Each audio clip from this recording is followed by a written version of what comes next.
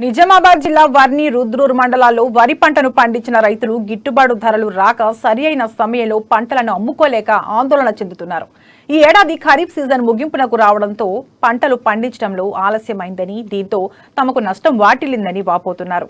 ధాన్యం కొనుగోలు కేంద్రాల్లో హమాలీ కూలీలను త్వరగా నియమించకపోవడంతో మధ్య దళారులు తక్కువ ధరలకు పంటలను కొనుగోలు చేస్తున్నారని అన్నదాతలు చెబుతున్నారు.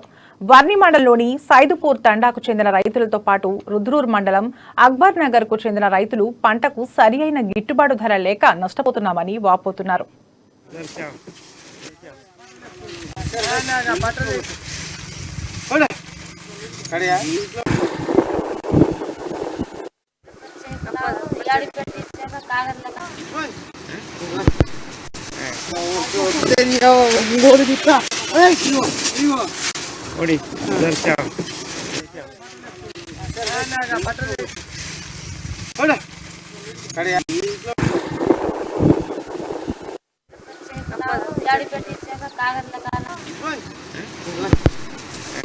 స్థాయిలు అడ్లు కొనుగోలు వాళ్ళకు సొసైటీలో తీసుకున్నాక మ్యాచర్ రాలేదని వాళ్ళంతా తిప్పలు పెడితే బయట దళాలకి ఇస్తే దళాలు సరైన ధర పెట్టలేదు. 21 రోజులు ఉంటే కూడా